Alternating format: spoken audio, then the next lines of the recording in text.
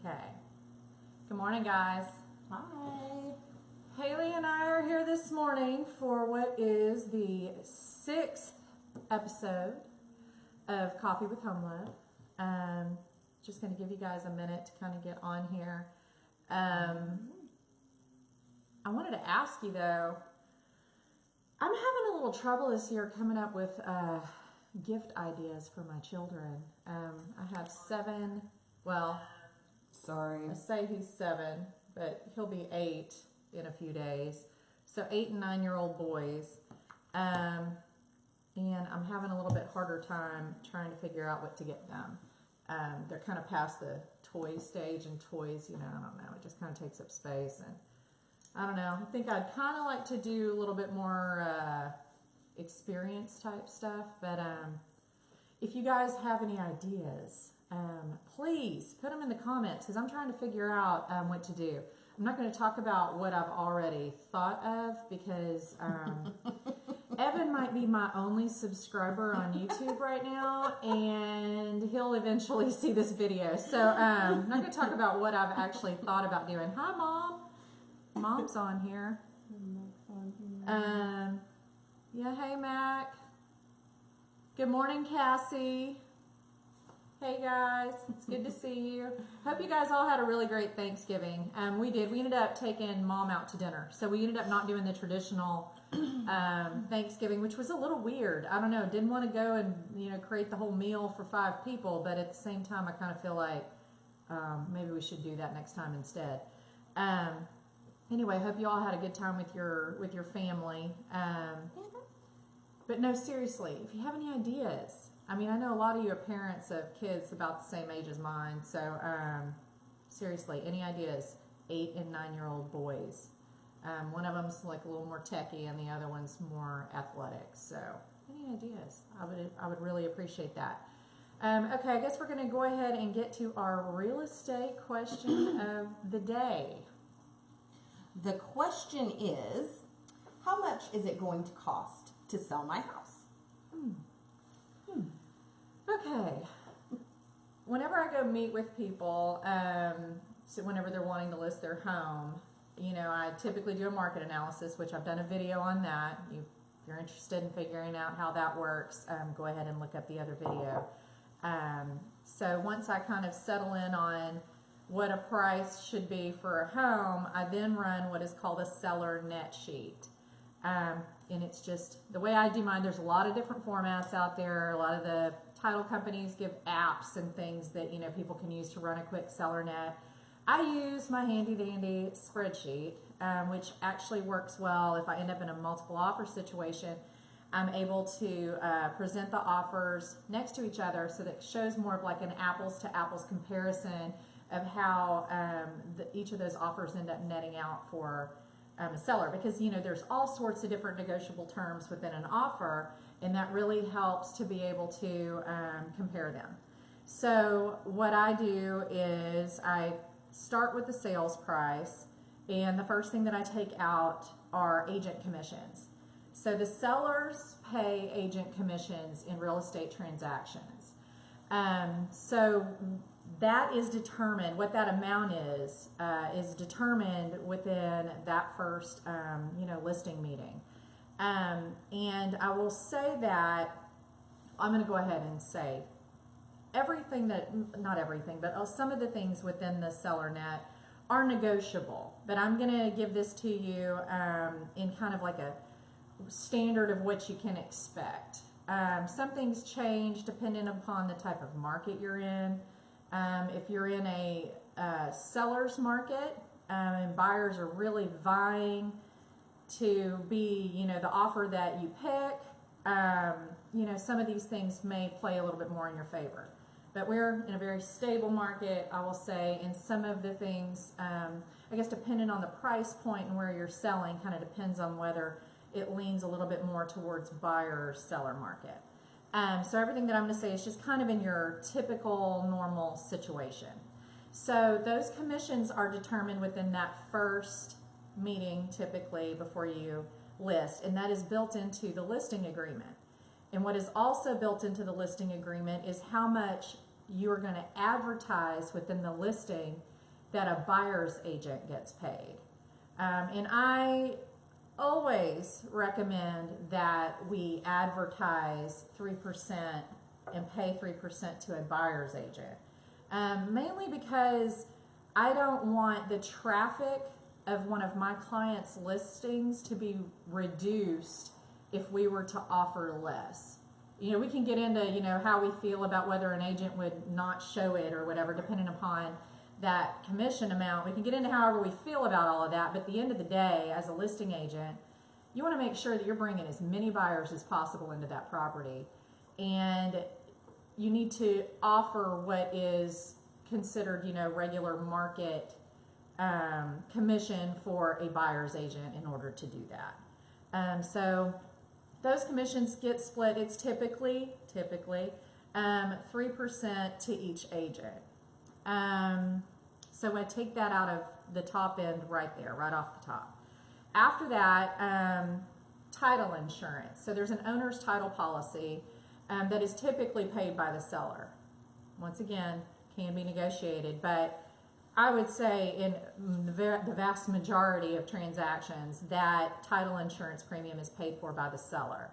And just to give you an idea of what that cost is, at a $200,000 contract price, that's $1,429. And at a $300,000 contract price, it's $1,983. So that kind of gives you a ballpark idea of, you know, where you may end up. It's adjusted based upon sales price. And then there's going to be some miscellaneous title costs. And they vary. I mean, you know, what goes into this is like document prep fees, attorney's fees, escrow fees, tax certificates. You know, there's a few different fees that, you know, add up to what I've got built into my estimate is just shy of $800. So that's just an estimate, but kind of gives us a good idea of that amount that will be paid out by the seller. After that, you've got taxes. Now, taxes are going to vary depending upon what time of year you close. Right now, some of the nets that I'm running, you know, I'm showing a tax proration closing sometime in February or something if we were going to list soon. Those tax prorations are going to be lower because taxes are paid in arrears, which means they're paid. What does in arrears mean? It means that they're paid at the end of the year. It's a funny word to me, though. It is, in arrears. So they're paid at the end of the year. So typically, whenever you have a mortgage on a property, those taxes are escrowed. Taxes and homeowners insurance, they're escrowed. So throughout the year, your lender is collecting those funds throughout your monthly payment. So if you're closing at any point during the year before that lender has gone and paid those taxes, while they're collecting, if we close on the property, they're also going to collect that amount at closing. So let's say we close February 1st. They're going to collect 31 days of taxes. So, but at the same time, your lender's been collecting that money. So within 30 days after closing, you're going to get a check from your lender when they clear out your escrow account. So like, let's say we close in August and, you know, they've collected, you know, 7 full months worth of taxes at closing. If you have an escrow account, then you're going to get that back within 30 days or so after closing. So just so you know, depending on when the seller net sheet is run, you know, let's say you've got $10,000 in taxes on your property. Depending on the time of year that you're considering selling, this seller net sheet is going to adjust based upon the amount that's going to be collected up until closing. So the tax proration on here it's something that adjusts depending on whenever it is that you're looking at selling. The next item is a home warranty. So typically in a resale transaction, there is a home warranty that is purchased by the seller for the buyer. Actually, what it is it's a credit that is allowed for the buyer to go purchase whatever home warranty it is that they want. They can go through whatever company it is that they want to, and they have this allotted amount that's built into the contract to go spend for that. You know, we can get into how people feel about home warranties, but typically at the end of the day, it can help save some money. You know, let's say your garage door opener is I've had on mine the fritz. You've Mhm. had, and then they I've had come. that replaced. You've had it replaced. You know, hot water heater. They may come in and you had hot Had water. that one done You too. did that one done too, right? So Twice. well, you know, Not replaced, but fixed. but fixed. Yeah, it may just be that they're propping it up for a bit. Yeah. And it may be that Hey, they're so- hiring people that you wouldn't necessarily hire to do the work, and you might have to wait a few extra days, but Mm-hmm. it can help save some funds along the way. And it's especially nice that the seller is paying for it for that first year. So that charge is typically around $500 for a standard home warranty. If you have a pool, that can get up, you know, around $675 or so. So those are your typical closing costs that add up to what would be due from you at closing. There's a couple of little negotiable items within the contract that could be added in, but they're nominal. And what you do is you take that net amount and then you take the amount that you owe for your mortgage, and that is what you will net out to then turn around and purchase another property. So we will have another episode where we will go into, and I'll probably bring a lender on to talk with you about that, so that we can talk about buyer costs. So whenever you're a move-up buyer, I had my cousin actually sent me a message a few days She was ago. on here a while Crystal, ago. she's Yeah, on right here. there. Okay, she sent me a message just asking about, you know, the move-up buyer and what the costs are that are involved. This is one portion of it.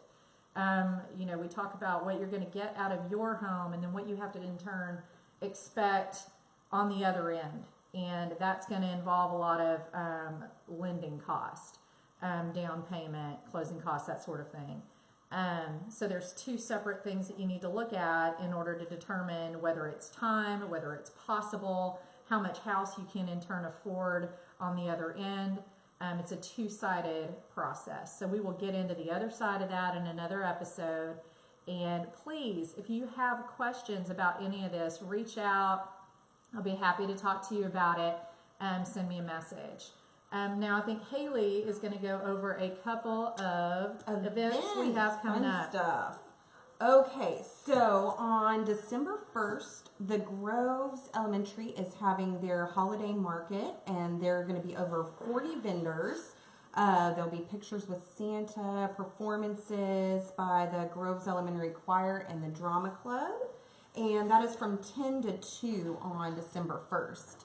And then also on December 1st, they are doing a Christmas in the Park over in Kingwood. And I know my girls' dance class over at Define Dance, they used to, whenever they were in dance, they quit. Anyway, we're doing gymnastics now. It's a lot of fun. Anyways, Christmas in the Park. It's over in Kingwood on 8 North Main Street in Kingwood. Is there a better way to explain where that is? By Chachi's? Yeah, over at, you're talking about it's over at, the town center? yeah, the town center. Yeah. Over by First American. Yes. And so there's going to be, Christmas tree lighting at 6 at that. Oh, that sounds like fun. Yeah, so 10 to 6. And then Tuesday, December 4th, there is the Parade of Lights in downtown Humble. And that's always a lot of fun. There's floats and Santa Claus riding on floats and local groups, dance groups and Girl That's a Scout good troops time. and Boy Scout troops doing all kinds of stuff up there. A lot of fun. And then before that, that starts at 6:30. Before that at 5 at First Methodist Humble. They are doing a live nativity scene and going to have some Christmas hot chocolate and stuff like that, and that's all free. So if you swing by that at 5 and then over to the parade at 6:30, you're bound to be in the holiday spirit. After Yeah, that sounds like a lot of fun. that. And that's Tuesday, December 4th. I can't remember if I said that, but Okay. and that's it for this week. But lots and lots of events. Lots of things coming up If you have something you want us to talk about, highlight. Yes, If there's ma'am. anything coming up that you feel like, you know, you'd like more people to know about, just go ahead and contact us and we will be happy to include it. Anyway, thanks so much again for tuning in for episode 6. We are so thankful for all the people who view every week, and I hope you have a wonderful kickoff to December. It's bound to be a crazy month, so just remember to slow down, take a moment to enjoy the season. Okay, have a great week, and we will talk to you soon.